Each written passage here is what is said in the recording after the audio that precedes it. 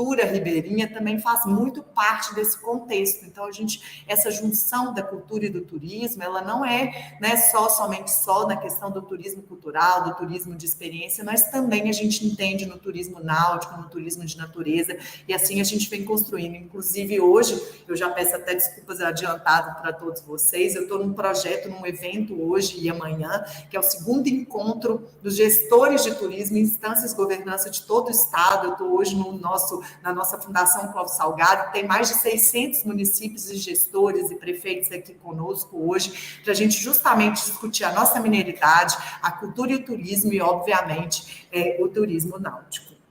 Então, aqui a gente tem um blog, eu já convido todo mundo para conhecer o nosso site, minasgerais.com.br, as nossas redes sociais, e dentro dele, que a gente tem milhões de acessos, né, a gente tem os destinos mais procurados também, e dentro dos dados do MTUR, que é Capitólio, né, Resplendor, ficou duplicado, mas é São José da Barra e São João Batista do Glória também. A gente fala aí, né, da nossa nascente do Rio São Francisco, que é o maior rio localizado totalmente no Brasil, né? O rio nasce em Minas Gerais, na Serra da Canastra, corta 504 municípios, passando por Minas Gerais, Bahia, Pernambuco, até desembocar no Oceano Atlântico, aí entre Sergipe e Alagoas. A gente tem também aí o terceiro maior complexo lacustre do país, que é o Parque Estadual do Rio Doce, localizado aí entre os municípios de Timóteo, Marliere e Dionísio. Eu morei 17 anos na região, tenho um carinho muito especial por essa região, que é um conjunto de aproximadamente 42 lagoas. Né? Além de, obviamente, nosso querido Mar de Minas, que é a maior extensão de água do estado, são 1.440 quilômetros quadrados de extensão, né, nessa região do Lago de Furnas e Peixoto. São 31 cidades mineiras na ANAEL, 34 pela Lago, né, que é a associação de todos os municípios, e a gente está falando essa maior extensão de água, então, nosso querido Mar de Minas. A gente tem também umas boas práticas e estudos de casos que estão sendo feitos, né, aqui em Minas Gerais. Eu vou também apresentar um logo depois, mas aqui é um beira-rio do São Gonçalo do Abaeté, que é o Lago de Três Marias. Como eu disse para vocês, a gente trabalha muito da interseção da cultura e do turismo. Então, eles a instância de governança fez uma roteirização muito linda, focada numa experiência do cultura e do turismo, inspirada na obra de Guimarães Rosa, em passeio de barco, pesca e gastronomia ribeirinha, como eu falei com vocês, e o turismo rural, com trilhas e cachoeiras. Então, é um projeto lindo que a gente está trabalhando também em conjunto com eles. O Lago Três Marias também, a instância de governança, ela passa num projeto novo que a gente está desenvolvendo, que a gente vai lançar no dia 12 de abril, que é o Via Liberdade, contando um pouquinho desse projeto nosso. Ele é um projeto que vai ligar 4 estados, o Rio, Minas Gerais, Goiás e o Distrito Federal. A gente vai contar sobre o bicentenário da independência, são 7 patrimônios históricos, 7 patrimônios mundiais nessa rota. A gente tem 2 cidades, né, criativas pela Unesco, é um projeto grandioso. Eu não vou entrar tão a fundo, porque hoje a gente está falando mais do turismo náutico, mas no caso, por exemplo, a IGR Lago de Três Marias participa desse processo e a gente vai trabalhar mais profundamente, né, com eles. Bom, aí a gente fala um pouquinho das ações também que a Secult faz, né, sobre o Mar de Minas e outras ações. A gente tem um grupo de trabalho que começou no ano passado, que a gente chama de Grupo de Trabalho de Furnas. Hoje ele está dentro do nosso Conselho Estadual de Turismo, é um grupo formado pelos movimentos, pelas cidades, a própria Lago faz parte. Então a gente discute, né, esse uso múltiplo das águas, a importância do turismo náutico, a importância do Lago de Furnas e Peixoto, né, para o nosso turismo, para a nossa cultura, para fortalecer emprego e renda no nosso estado. A gente sabe que a situação não é fácil, é uma luta diária. Eu estou sempre com todos. A gente fez, né, teve a PEC 106, a gente teve um tombamento aí legislativo, fizemos um tombamento agora administrativo, estamos seguindo com o inventário, né, trabalhando da importância que a gente tem desse uso múltiplo das águas. Então, esse GT eu tenho um carinho muito especial por ele, por todos que os compõem, Tadeu, Maria Elise, Antônio Carlos, Nilson, Thaís, enfim, muita gente, TT, PT, Kleiber, enfim, são muitas pessoas envolvidas nesse grupo, então eu já agradeço a todos aqui, não vou conseguir nomear todos, mas são todos muito queridos, e eu só acredito no poder dessa construção coletiva, né? Então, o turismo náutico também é isso, né? Ele precisa de uma construção coletiva do trade, como eu falei anteriormente, né? De todas as pessoas e processos envolvidos nisso. Além disso, também, a gente criou aí, depois do desastre que aconteceu, do acidente que aconteceu em Capitólio, ali, São José da Barra e São João Batista, a gente criou o Viva o Mar de Minas, um projeto que a gente apresentou em fevereiro. São 80 ações que a gente vai desenvolver em conjunto com todas essas cidades, as 34 cidades. Então, a gente fez o diagnóstico de tudo que aconteceu, está ocorrendo, ordenamento do uso e ocupação dos atrativos, fundamental, né, gente falando de turismo náutico, a gente pensar nesse ordenamento, no planejamento, na segurança, obviamente. A gente também tem um eixo, né, que vai ser a capacitação, formação e informação turística, e também obviamente, comunicação e marketing, porque o turismo precisa necessariamente, né, de ações como essa, de comunicação e marketing, para fomentar, né, e atrair cada vez mais turistas. Então, esse projeto, o Viva Mar de Minas, ele é imprescindível aí para a gente organizar a demanda. Eu acho que já está sendo uma boa prática muito importante para a gente pensar no turismo náutico, para a gente pensar na organização desse tipo de turismo, na segurança e uma série de outras questões. Em breve, a gente vai lançar um edital, em maio, possivelmente, um edital que a gente vai ter um valor específico para a promoção do Mar de Minas. Então, a gente está fazendo isso juntamente com esse grupo de trabalho, e em breve a gente vai ter mais informações para a gente poder trabalhar nessa parte de comunicação e marketing. Mas é um projeto muito, como eu disse, coletivo. A gente já tem as instituições como o SEBRAE, FEComércio, SESC, SENAC, a gente tem outras instituições como a Polícia Militar e outros que estão dentro desse projeto justamente para a gente conseguir fomentar e fortalecer esse tipo de turismo tão importante para Minas Gerais. Além disso, a gente conversou, quando a gente criou o Reviva Turismo, a gente iniciou aí um grupo de trabalho para a gente conversar sobre turismo náutico, então a gente vai voltar aí a falar sobre isso juntamente com o Viva Mar de Minas, dentro desse processo aí de como a gente fortalecer as ações.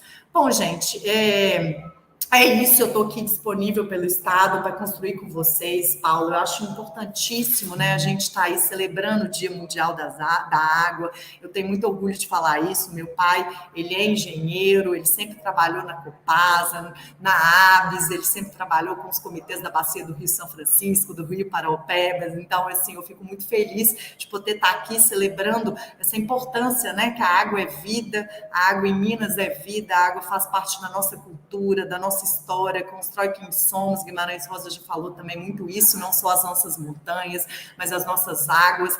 Então, estou à disposição de todos, fico muito feliz de ter um debate tão importante, assuntos tão importantes, pessoas tão importantes e fundamentais nesse processo de construção de conhecimento integrado. Então, estou à disposição aqui pelo Estado para a gente continuar trabalhando aí em prol do nosso turismo náutico, das nossas águas, né? Muito obrigada, Paulo, mais uma vez, pelo seu convite, pela sua iniciativa sempre tão presente e atuante. E agradeço por, né, a gente poder construir juntos. Obrigada, viu, gente? Um bom dia para todos.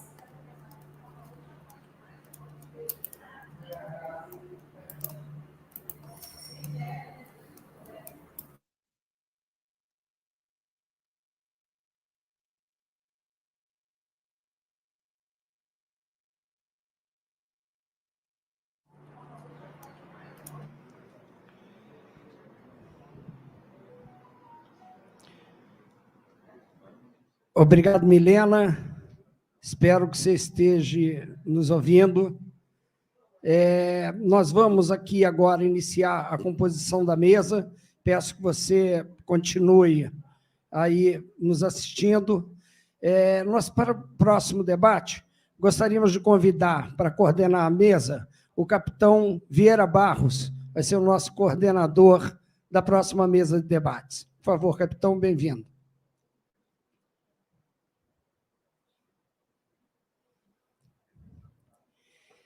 Para participar presencialmente, também, nós queríamos convidar o Klaus Peters. Ele é diretor e proprietário da empresa Intermarinas e ele é também diretor da Associação Brasileira de Construtores de Barcos. Klaus, bem-vindo, muito obrigado pela sua presença.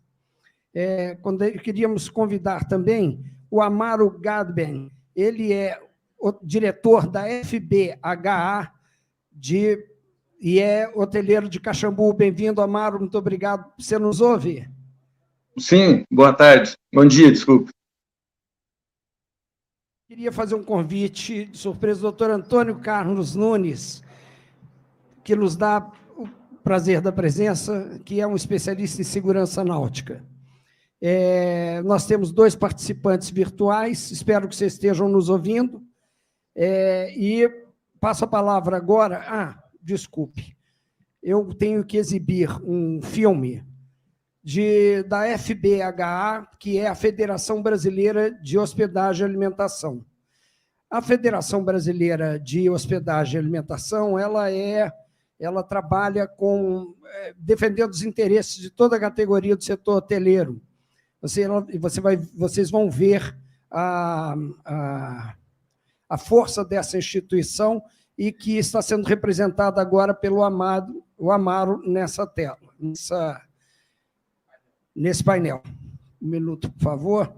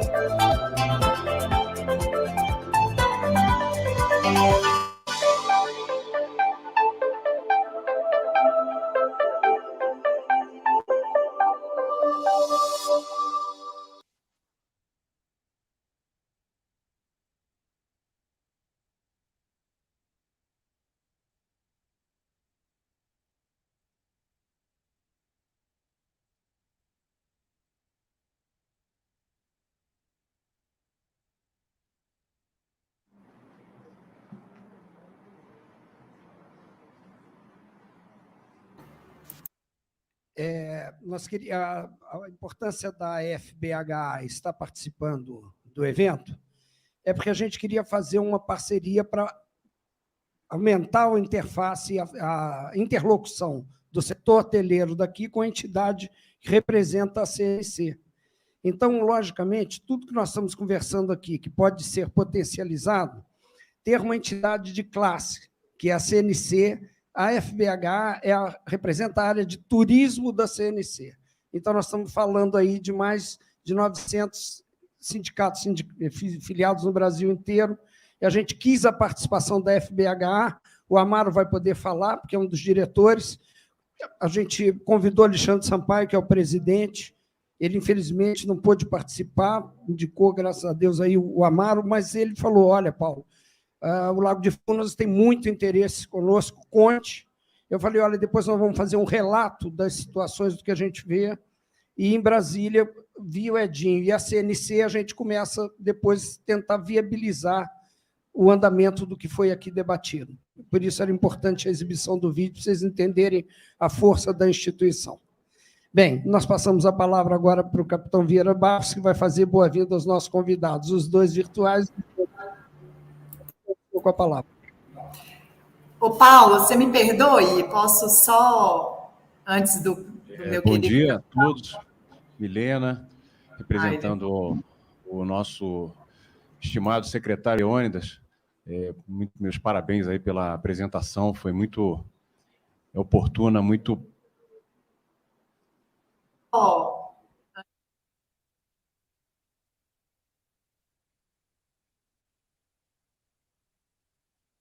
Falar. Acho que deu um delay, gente, perdoe-me. Eu falei antes dele começar a falar, eu acho que entrou depois. Eu peço perdão, viu, capitão? Eu peço desculpa, como eu estou em outro evento, eu queria só pedir a licença, né, para não sair no meio da fala de vocês. Você tem que ativar o seu microfone aí no canto. Pronto. Acho que é porque está dando um delay, Paulo. O microfone estava já resolvido. Desculpa, é só porque, como eu vou ter que sair, eu queria pedir desculpas, porque eu tenho um outro evento e eu vou ter uma fala no outro evento, então eu peço desculpa para vocês, eu não vou poder ficar até o final, só não queria interromper as outras falas. Agradecer o capitão, sou amiga da Marinha com muito orgulho, né, capitão? Então, muito obrigada por isso também, né, da gente estar aí junto com a Marinha nessa construção. E o Amaro também, que é do nosso Conselho Estadual de Turismo, muito obrigada, Paulo. Eu te peço desculpa, mas eu vou ter que sair em 5 minutinhos, tá? Mas eu vou escutar aqui vocês mais um pouco e agradeço mais uma vez. Perdoe.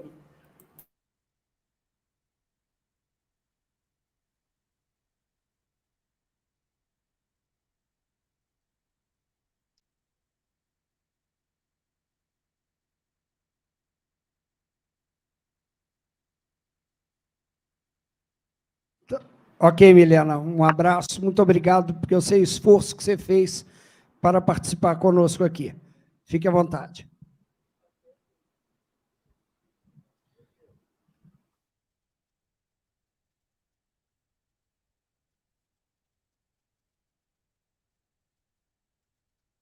Sim. Então, obrigado a Milena pela explicação. Por favor, externe um abraço para o nosso secretário, estimado Leônidas, que trabalha tanto nesse assunto e que entrega tanto aí para o Estado, com essa brilhante equipe dele, e com certeza aquilo que ocorreu em janeiro rapidamente vai ser revertido e nós vamos retomar todo vapor o turismo náutico na região.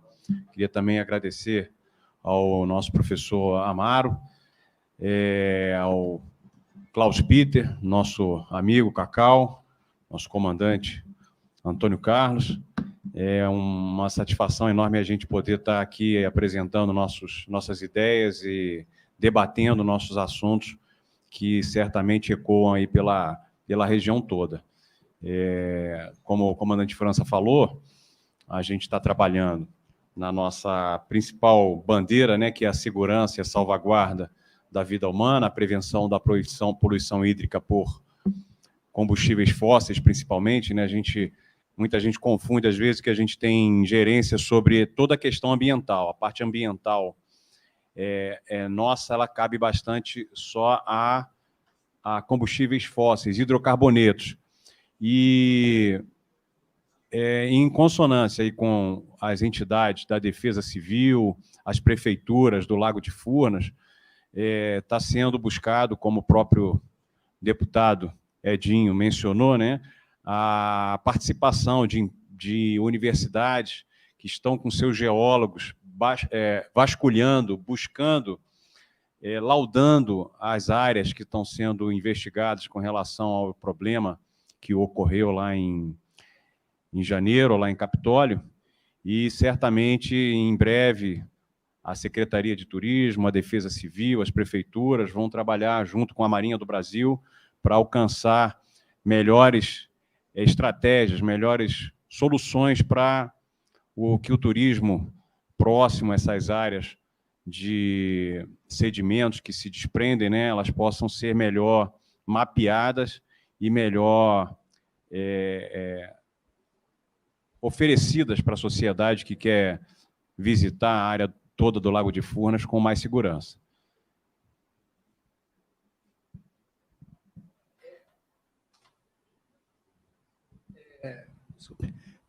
Nós queríamos, nessa situação, a Milena apresentou um cenário do turismo que está sendo feito. E a gente queria ouvir os nossos dois convidados, e mesmo o Amaro, que nos ouve virtualmente, sobre como é que a gente pode, no contexto do que a gente ouviu na primeira palestra, das possibilidades, integrar, como é que a gente pode usar agora esse cenário do turismo e prever próximos passos para o futuro. Entendeu, capitão?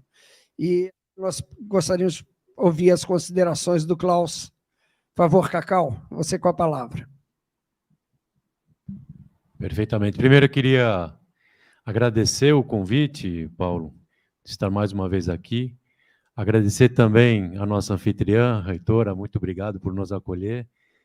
A gente sabe que esse setor náutico, às vezes, ele não é tão valorizado e a gente precisa sempre agradecer muito as pessoas que reconhecem a importância que esse setor tem. Então, mais uma vez, agradeço por nos receber aqui. Cumprimentar todas as autoridades, na presença aqui do nosso deputado Edinho, cumprimentar os outros também. A Marinha aqui, nós temos a Marinha muito bem representada, né? O comandante França lá, da Delegacia de Furnas, e nosso capitão de esportes, Vieira Barros, aqui de Minas Gerais.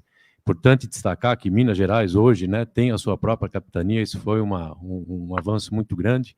E antes de fazer minhas considerações, Paulo, eu queria voltar um pouco no tempo e falar quando foi a última vez que estivemos aqui, 3 anos atrás. Então, e às vezes a gente fica um pouco angustiado pela falta de desenvolvimento, as coisas paradas, mas quando a gente olha a foto, talvez essa seja a impressão, mas quando a gente olha o filme e a gente vê onde estávamos 3 anos atrás e onde estamos hoje, ontem à noite ainda falava sobre isso, o trabalho fantástico que a Marinha do Brasil fez no Lago de Furnas, porque a náutica só se desenvolve com segurança.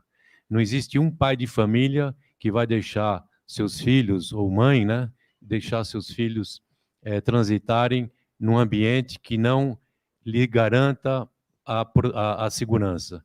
E nisso a Marinha fez um trabalho exemplar, foi bastante paciente, em vez de sair aí autuando quem não estava nos conformes, fez primeiro toda uma campanha de esclarecimento, né? Porque a pessoa às vezes não sabe qual foi o intuito que aquela norma foi escrita, foi feita, né?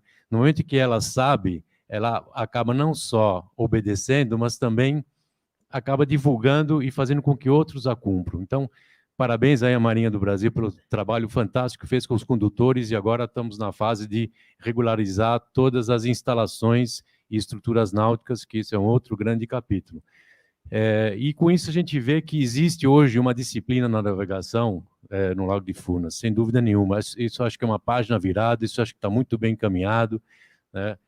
Existem aí os convênios feitos entre Marinha do Brasil e algumas prefeituras. A gente sabe que as prefeituras hoje ainda não têm os recursos necessários para cumprir as responsabilidades que elas assumem quando fazem esse convênio, mas isso tudo eu acho que é um processo, e nós estamos no caminho certo.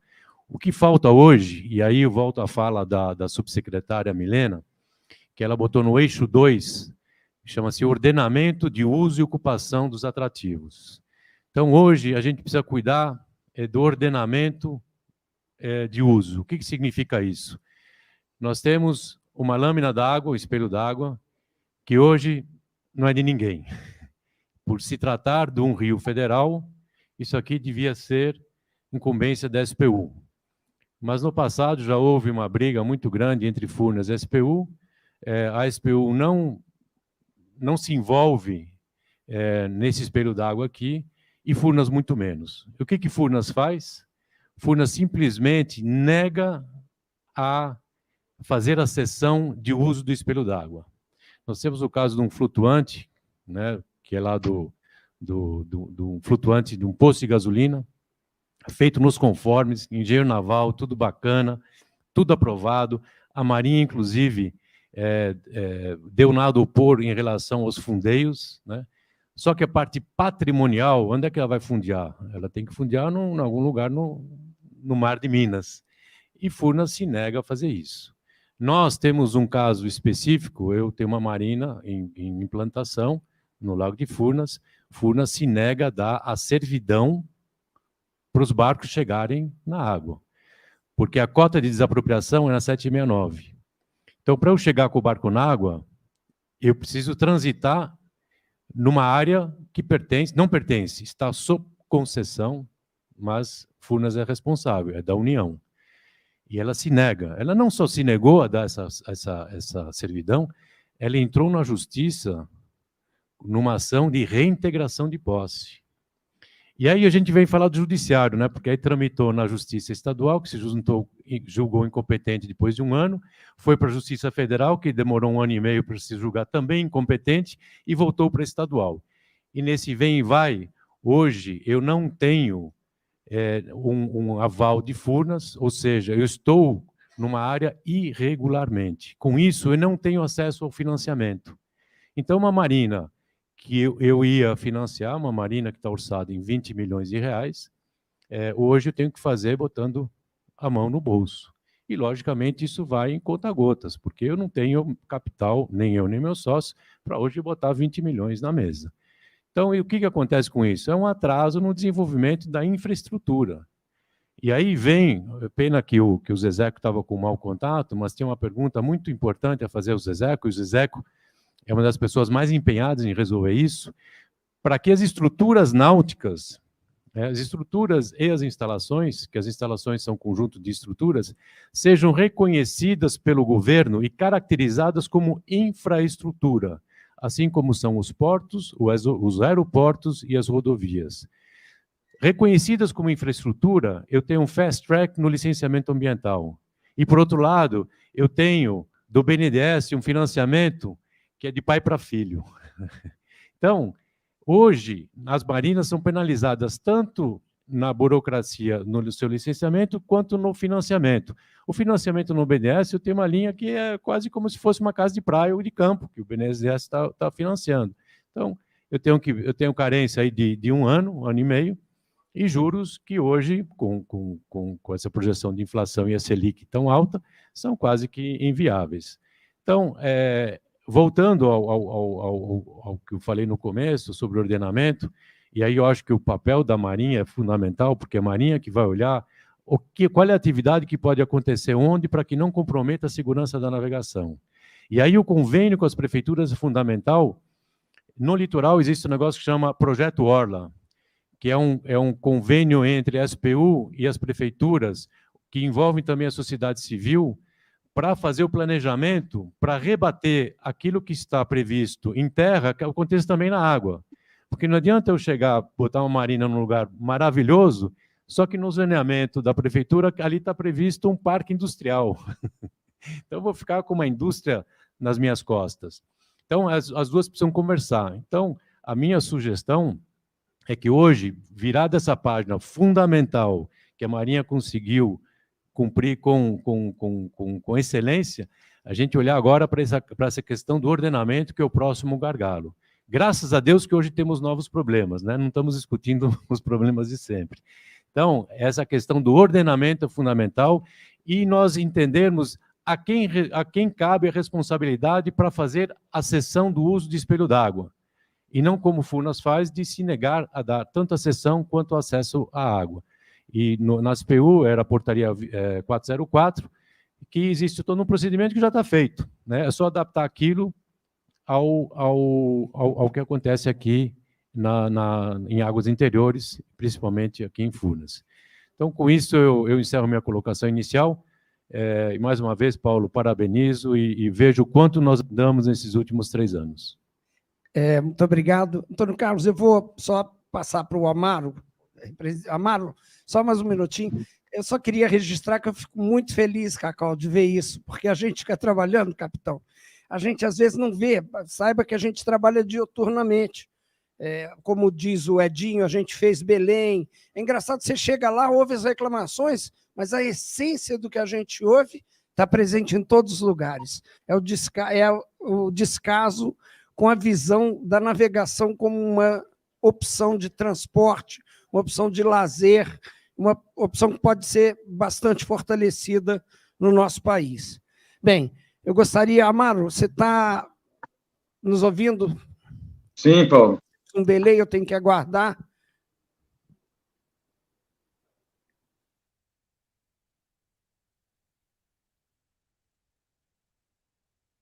Tem que aguardar.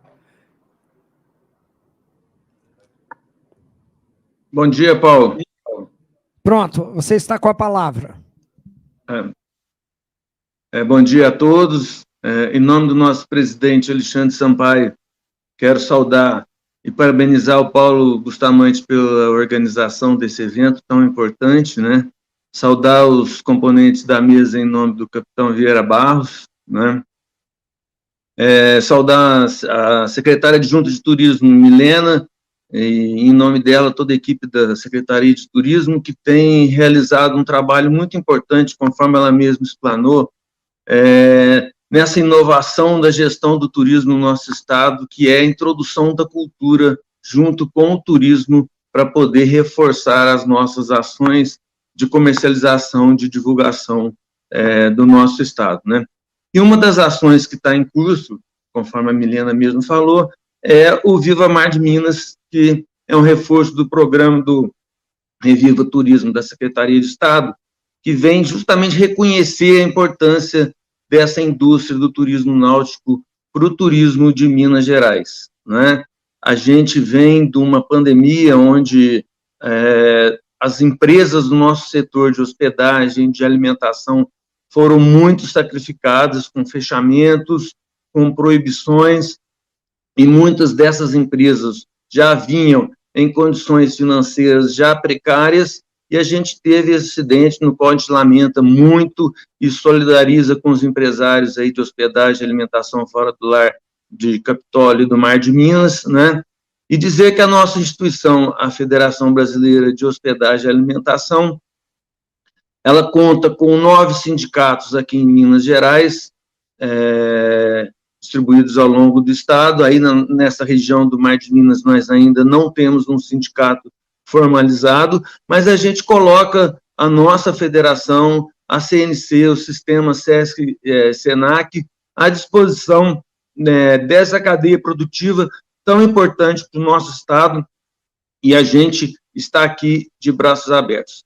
Mais uma vez, saudar a todos e estou aqui à disposição, Paulo.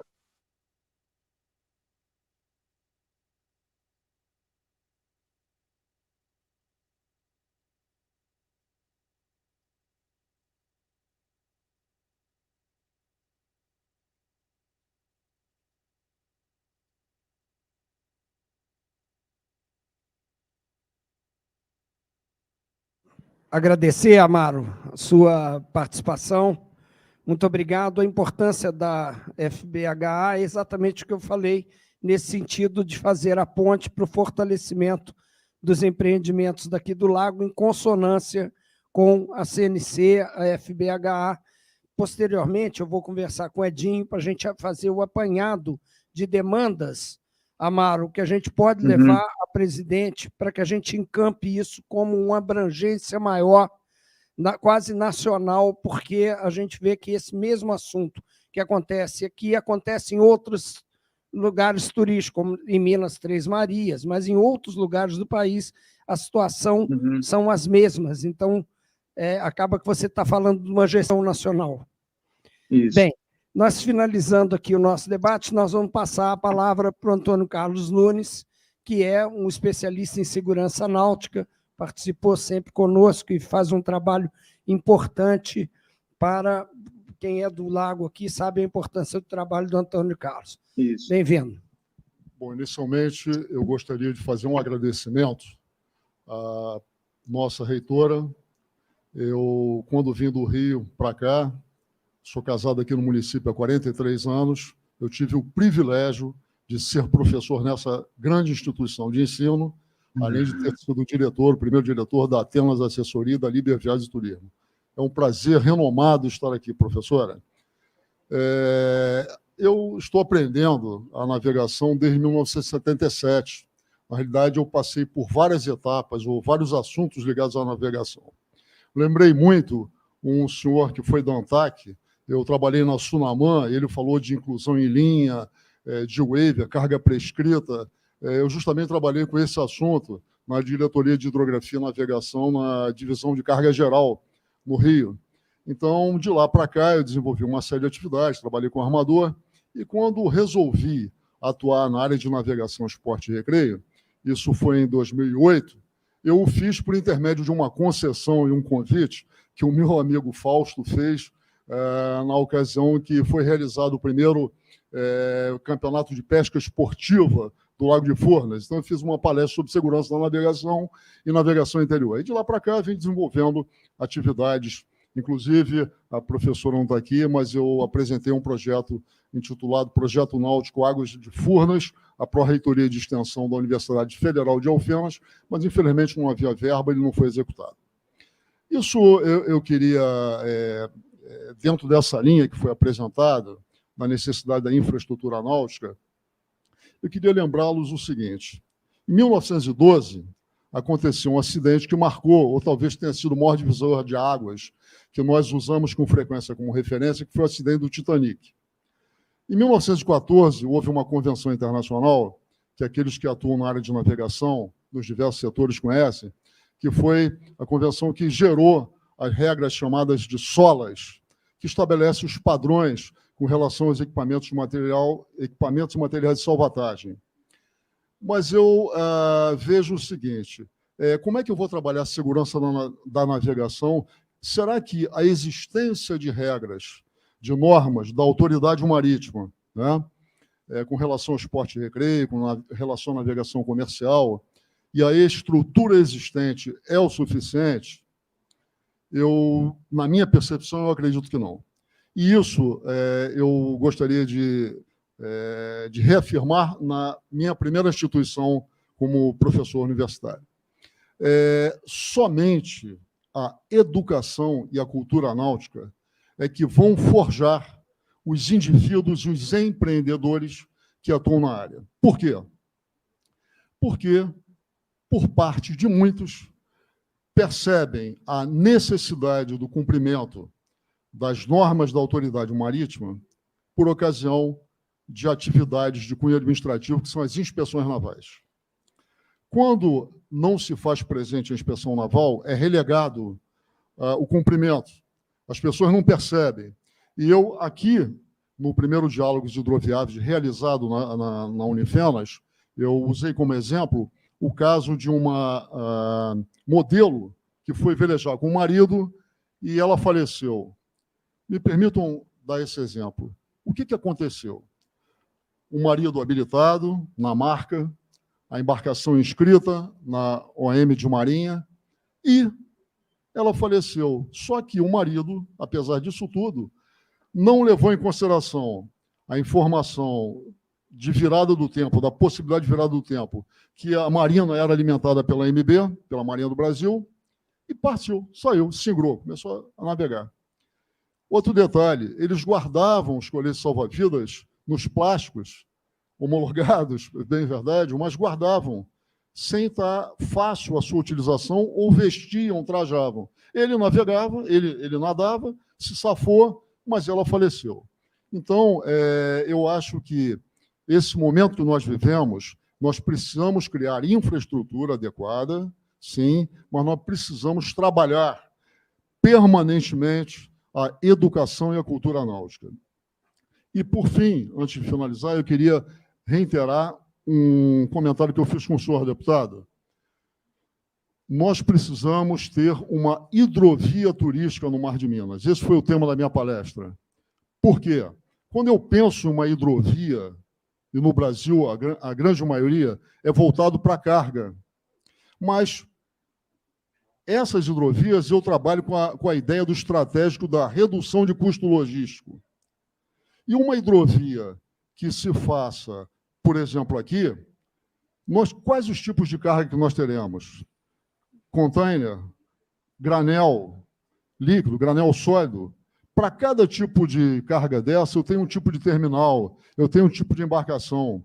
Você pode ter uma combine, pode sim, mas é diferente. No entanto, nós já temos, há muito tempo, né, uma aquavia que não é uma hidrovia, mas que existe um tráfego aquaviário. E a demanda das estruturas náuticas para essas embarcações são as mesmas. O que variam, de certa forma, é o tamanho das embarcações, a arqueação bruta delas. Então, é muito mais fácil. E aí, sim, você estruturando uma hidrovia turística, quem sabe nós não criamos, os senhores parlamentares, uma BR das águas interiores, voltada para essas questões. Nós só debatemos hidrovias de carga. E o turismo, a hidrovia turística, ao contrário, não é redução de custos, ela visa a promoção do negócio. Por quê?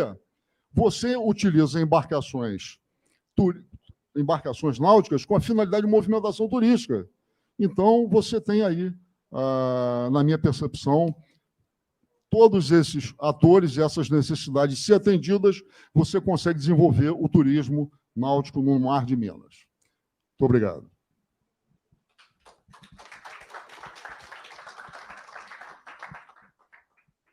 Obrigado, Antônio Carlos Nunes. Nós tínhamos convidado para participar na cerimônia de abertura o deputado professor Cleiton, que foi autor de uma proposta que tombou o Lago de Furnas como patrimônio de Minas Gerais. Ele não pôde estar presente, mas enviou representante, e ele nos enviou um vídeo. Eu gostaria, acho importante a exibição do vídeo com a fala dele, porque ele fez uma movimentação e vai ajudar a gente a ter esse contexto, até porque essa edição dos Diálogos Hidroviáveis em Furnas nós dividimos em duas partes, comandante. Pela manhã, turismo. À parte, recursos hídricos. À tarde, por isso está o presidente do IGAM e tal. Então, à tarde, nós vamos falar de revitalização de bacias, de planejamento estratégico, vai participar o coordenador de revitalização de bacias hidrográficas de Brasília também. Então, à tarde falamos de água e de manhã de turismo, para a gente tentar ter um painel global. Mas eu acho que seria importante ouvirmos o professor Cleiton, peço autorização para passar o vídeo lá. Só um minuto, por favor.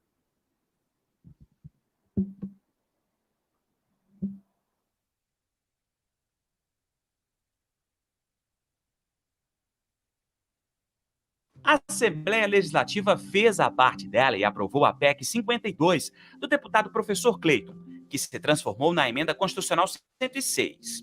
A emenda promoveu o tombamento dos lagos de Furnas e de Peixoto, inserindo na Constituição Mineira parâmetros mínimos de conservação para esses importantes bens que integram a paisagem, a cultura, o turismo e a economia do nosso estado.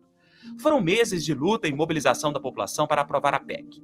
Mas todo esse trabalho está ameaçado por forças que querem desviar as nossas águas e favorecer os estados mais ricos como São Paulo. Um dos passos para colocar a emenda em prática é o início de um processo administrativo para um tomamento definitivo, que é de competência do Instituto Estadual do Patrimônio Histórico e Artístico de Minas Gerais. E foi nesse intervalo de tempo, entre a promulgação da emenda 106 e o processo administrativo do IEFA, que percebemos a tentativa de enganar a população de Minas Gerais e permitir a degradação dos nossos lagos. Vem entender. Após a promulgação da emenda, o IEFA permaneceu totalmente inerte. O professor Cleiton cobrou do governador explicações sobre os motivos pelos quais ele não havia determinado o processo administrativo e, principalmente, determinado a notificação da União sobre o tombamento realizado pela Emenda 106. Nos dias 25 de maio e 2 de junho de 2021, o governador do estado, Romeu Zema, assinou e encaminhou 2 ofícios solicitando o cumprimento das cotas mínimas 762 e 663.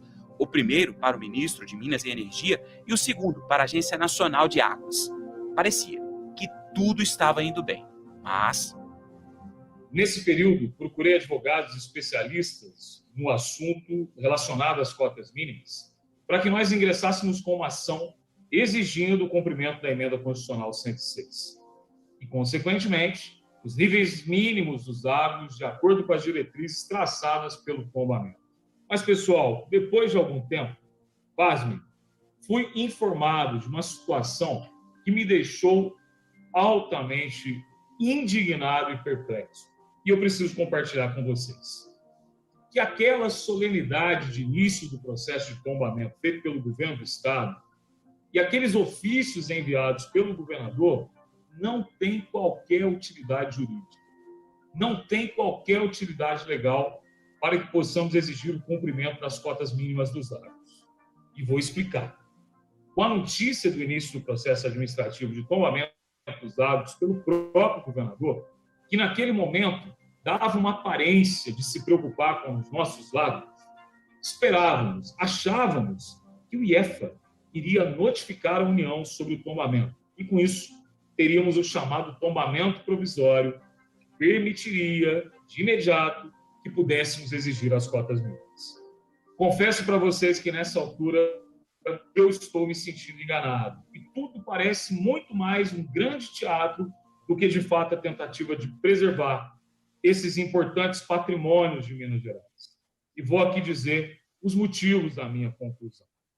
Primeiro, o decreto-lei que regulamenta o tombamento determina que a notificação seja feita pelo Instituto do Patrimônio diretamente para o proprietário. Portanto, pessoal, não é o governador que tem a competência para fazer a notificação, e sim o presidente do IEFA. Esse é o primeiro ponto. No caso, quem faz a notificação é o governador, pessoa que não tem competência para o ato.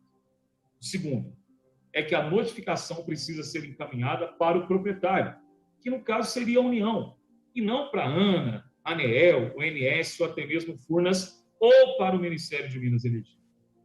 Terceiro, a notificação encaminhada pelo governador, que, repito, não era competente para fazê-la, nada mais, nada menos, alertou o presidente da República e esse, 12 dias depois de ser alertado pelo seu amigo Romeu Zema, ingressou com uma ação no Supremo Tribunal Federal para derrubar a nossa emenda constitucional. E quarto, isso é mais grave ainda. O governador convocou a imprensa, fez uma solenidade para iniciar o processo de tombamento dos agros de Furnas e Peixoto, mas nós fomos solicitar ao IEFA a cópia da notificação. O IEFA nos respondeu que apenas foi autuado o processo administrativo e que resta ao Conselho ainda deliberar sobre a viabilidade de tombamento dos agros, para só depois notificar a União. Ou seja, pessoal, a ordem do governador para o IEFA é para que o Instituto simplesmente ignore a emenda 106. Todas essas coincidências, que eu vou chamar de muito infelizes, nos levam à triste conclusão que o IEFA e o governador do Estado não estão empenhados na proteção dos agros de Furnas e Peixoto. Estou encaminhando as medidas judiciais para que o IEFA faça o seu dever e que promova o tombamento nos mesmos termos da Emenda Constitucional 106, ou seja, com a garantia da cota mínima, a certeza do múltiplo uso para irrigação, turismo, agricultura, piscicultura e tantas outras atividades que os agros nos proporcionam. E não permitirei que aqueles que dão a sua vida por essa causa sejam reféns de medidas eleitoreiras, de promessas infundadas, enganatórias, porque lutar por Furnas e Peixoto é lutar pela soberania do povo de Minas Gerais. Estamos juntos.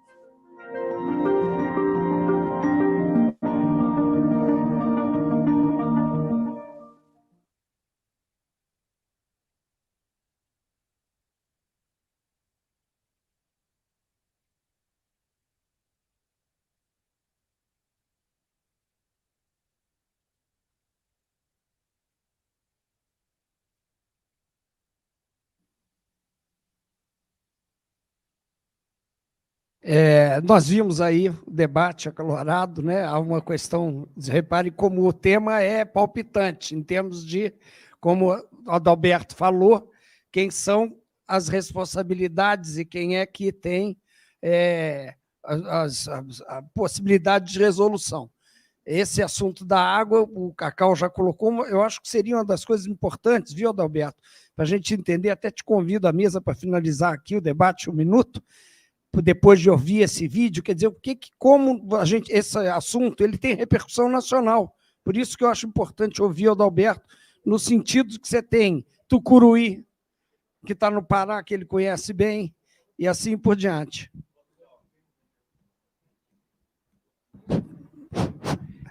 Antes do Adalberto falar, eu queria... Passou despercebido, mas depois da fala do Adalberto, eu queria chamá-lo de Marechal Adalberto, porque é uma pessoa que esteve no fronte, lutando na guerra, e hoje traz todo o conhecimento que uma pessoa que lutou no fronte, para nós que desconhecemos, às vezes, as verdadeiras informações e fatos que regem tudo isso que nós estamos vendo aqui. E isso nós precisamos tomar muito cuidado, porque até no nosso setor existe uma porção de fatos que são postos como verdadeiros, mas que precisam ser sempre checados. Marechal. Que isso, só alguns anos aí da experiência. Eu queria tocar num ponto aqui, até eu perguntei mais cedo se poderia.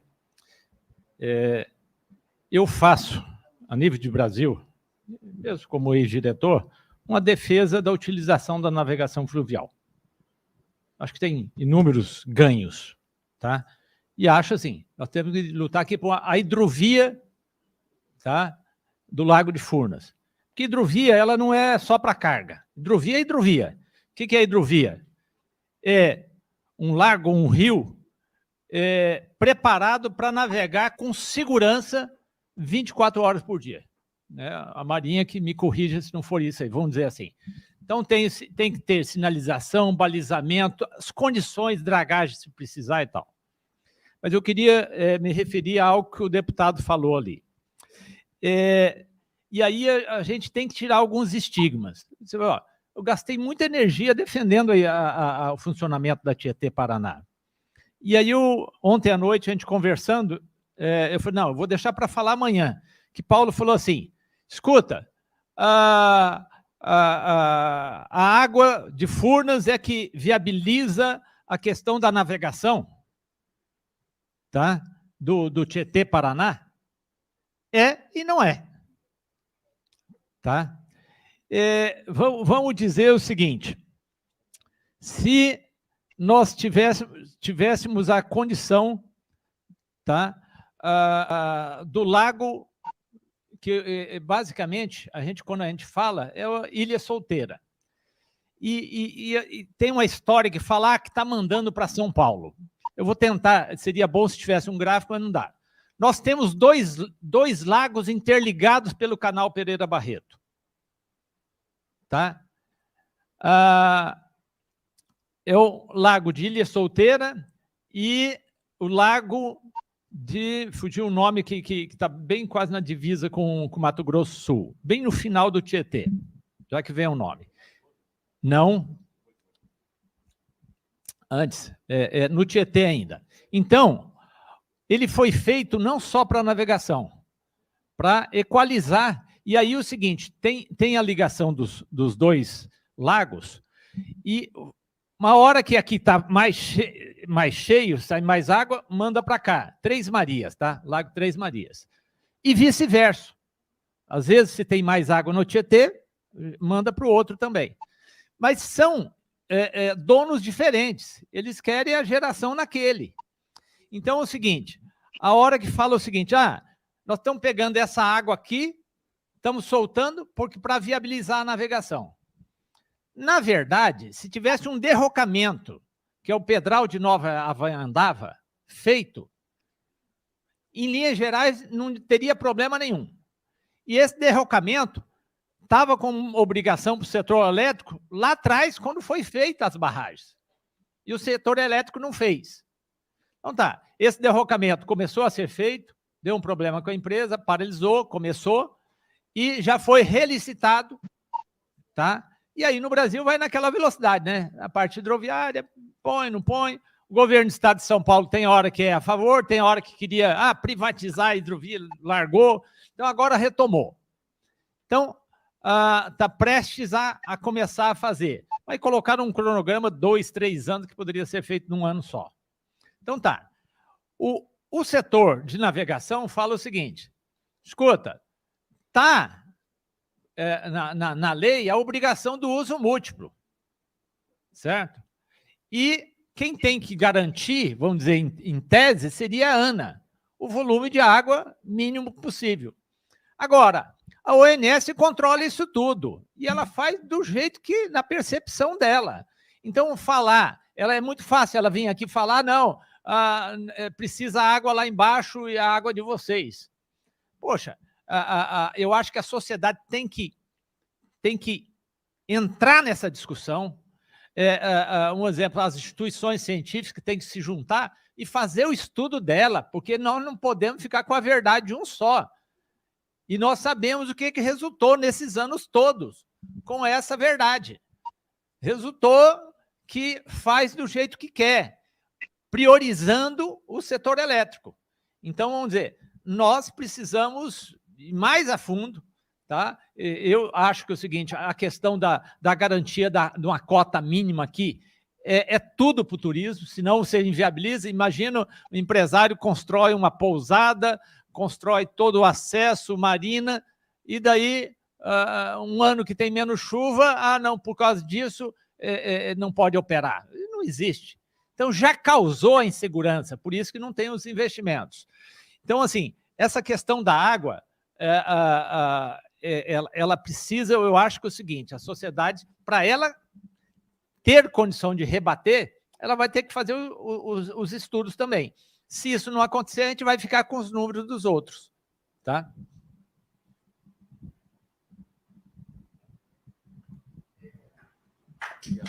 Obrigado. Antes, para encerrar o painel,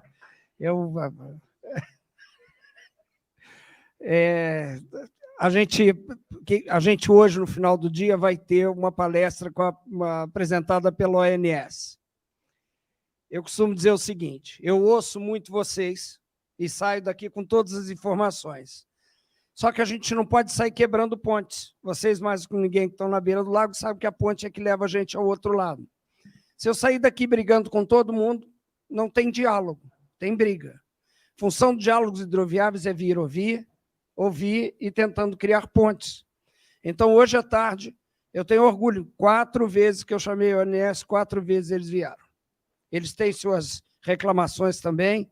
Ontem à noite a gente foi jantar, eu falei, Edinho, e falei para o Adalberto, olha, ele me pediu isso. Ele falou, nisso eles têm razão. Pô, pronto, você começa a entender dos dois lados, porque a ONS diz, mas todo mundo à noite quer recarregar o celular e tomar banho quente.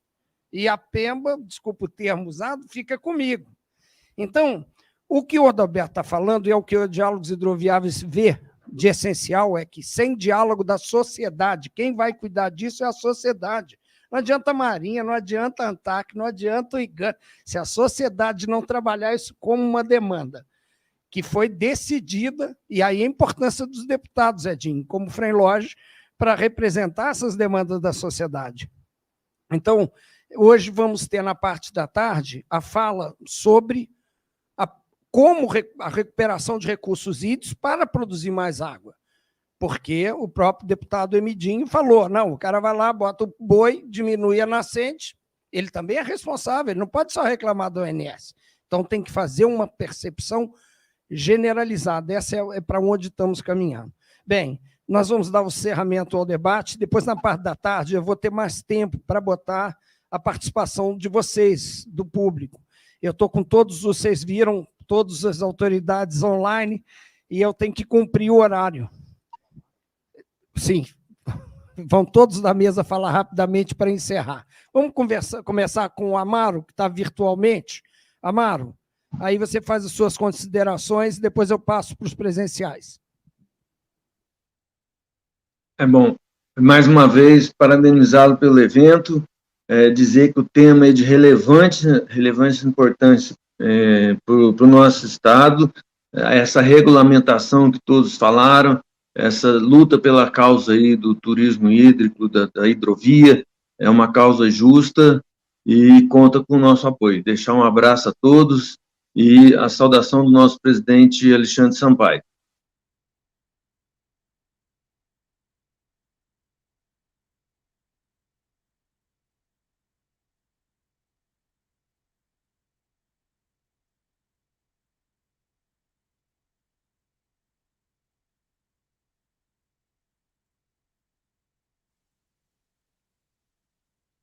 Muito obrigado, Amaro.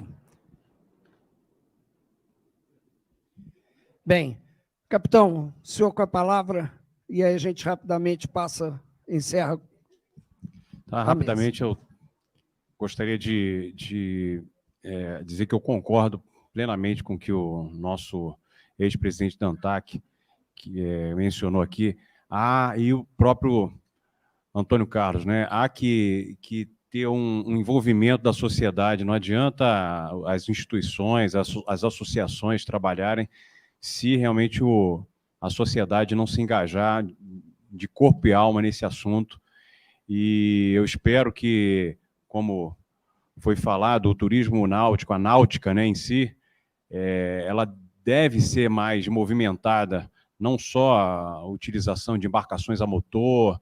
É importante pegar a garotada e colocar a bordo de um veleiro, né, para fazer uma aula de vela, de laser, de optimist, e uma família aprender também a velejar, o pai, a mãe, né, pegar um leme, uma cana do leme e uma retranca dessas, né, para caçar uma vela e aprender como é que é importante a família, como é que é interessante uma vida de uma família dentro de um barco. Vocês veem muito aí oportunidade em canais de TV a cabo, né, que mostram, às vezes, as famílias velejando ao longo do mundo, ao redor do mundo, e aqui a oportunidade é ímpar, né? Você tem segurança, você não tem uma correntada muito forte, uma maré muito forte que pode causar aí um acidente. Acho que é muito interessante essa parte, e o envolvimento da sociedade é importante.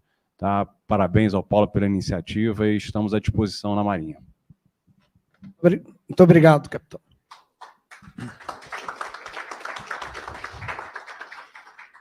Bom, encerrando aqui, para ilustrar, que eu acho que é importante, né, mostrar um número, eu, além de ser da ACOBAR, Associação Brasileira de Construtores de Barcos e seus Implementos, eu coordeno a parte de marinas na ACOBAR, e represento a ACOBAR na Associação Mundial que chama ICOMIA, né? Inclusive tivemos agora um congresso em Dubai para debater, né, problemas que marinas têm no mundo inteiro, não é só aqui no Brasil, não. Mas tem um dado que me chama a atenção. Se a gente pegar o PIB mundial náutico entre serviços e estaleiros, a gente vê que é quase meio a meio, né? Metade é relativa à indústria, metade é relativa a serviços, onde dentro dos serviços está a parte de marinas. No Brasil, 95% é indústria e 5% é serviço. O que significa que o brasileiro compra o barco e não usa. Mas não usa não porque não quer, porque é difícil de usar. Toda vez que se pensa em usar um barco, o cara fala, pelo amor de Deus, vou ter que ir lá naquela marina, tal, cheia, e vou ter que esperar, tal.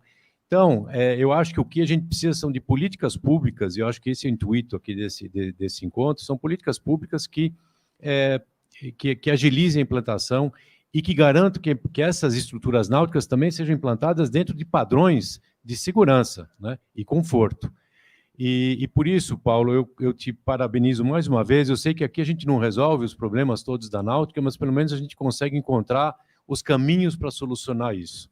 Então, mais uma vez, parabenizo você. Esse evento ocorre com sua periodicidade, mas esqueci de falar de uma pessoa fundamental aqui, que é o Fausto, que diante da Lago faz um trabalho fenomenal, né, que consegue coordenar aí todas as prefeituras, os municípios banhados pelo lago, e sem a Lago, eu acho que isso aqui demoraria com certeza muito mais tempo para acontecer. Então, parabéns a todos. Obrigado.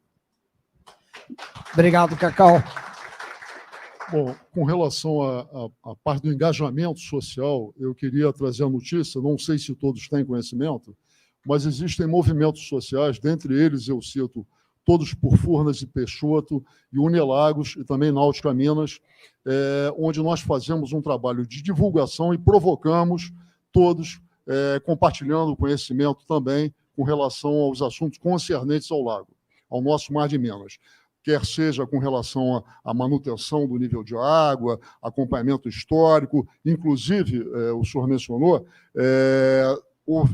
recentemente, questão de uns 10 dias, uma representação do movimento Todos por Furnas e Peixoto e da Unilagos estiveram no Ministério da Infraestrutura, não foram atendidos pelo ministro Tarcísio, porque ele não estava a bordo, mas pelo segundo do comando lá, e trataram justamente disso, de apresentar reivindicações. Esse Todos por Furnas e Peixoto tem mais de 250 mil integrantes, participantes ativos. Inclusive, eu fui convidado por eles para representá-los aqui e participo como consultor náutico no grupo de trabalho, o GT Furnas, que é organizado pela Secult, para discutir essas questões náuticas. Então, existe um engajamento. Por fim, só mais outra informação. A questão legal no Estado, eu apresentei, por ocasião de uma palestra na Assembleia Legislativa, encaminhei e oficializei ao professor Cleiton, o deputado, a criação de uma frente parlamentar náutica em Minas Gerais, como o senhor tem lá no Estado. Tá? Foi aceito, eu espero que encaminhe, porque todas essas questões legais poderão ser tratadas nesse ambiente. Ok? Obrigado. Obrigado, Antônio Carlos. Finalizamos aí com a palavra do doutor Adalberto. Não, à tarde eu vou estar participando de outro painel, então, mas eu acho que o caminho é por aí, tá certo? Não existe uma solução pronta e a gente conhecer mais do assunto, que eu acho que a gente vai conseguir a solução. Ok. Estou só aguardando dele. Nós temos uma notícia aqui. Eu gostaria de agradecer ao prefeito, a presença do prefeito de Licínia. Muito obrigado, Merlei Cristiane. Obrigado pela presença. A presença dos prefeitos é fundamental, porque não adianta a gente debater sem a ajuda de vocês. Vocês têm que ouvir aqui e nos ajudar, senão não adianta. Então, muito obrigado. E o Fausto tem um convite para a gente. Aliás, só existe esse evento graças ao Fausto. Não preciso falar. Fausto tem um convite para a turma aí. Espera aí. Bom dia, pessoal. Eu gostaria de convidá-los a almoçar conosco aqui no restaurante da universidade. Logo aqui, saindo nessa porta, virando à direita, tem um restaurante muito próximo, muito confortável, comida excelente, comida balanceada de primeiríssima qualidade. Então, todos estão convidados. O nosso pessoal está aqui na saída. Eu gostaria de indicar que vocês peguem um adesivozinho para colar na comanda depois, certo? E deixa a comanda aqui por nossa conta. Podem comer e tomar um refrigerante. A Thaís vai dar um último recado. Thaís também foi minha parceira para viabilizar isso aqui, trabalhou muito. Thaís. Imagina, o mérito é todo seu, Paulo, e do Fausto. Eu só convidei a ajudar a articular o pessoal. Eu gostaria de, comandante Vieira Barros, nós temos aqui uma camiseta, né, da campanha A Hora é Agora, que o Lago de Furnas está cheio, a gente precisa defender a navegação. Gostaria de presentear o senhor. Nós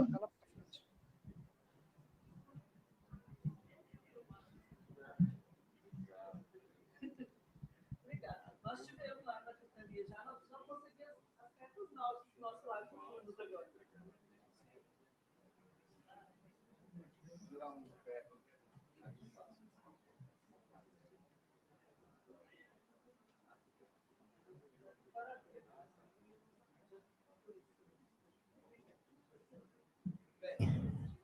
Com a entrega, nós encerramos o trabalho na parte da manhã, agradecemos a presença de todos, retornamos a partir das 13h30 no painel sobre recursos hídricos. Muito obrigado.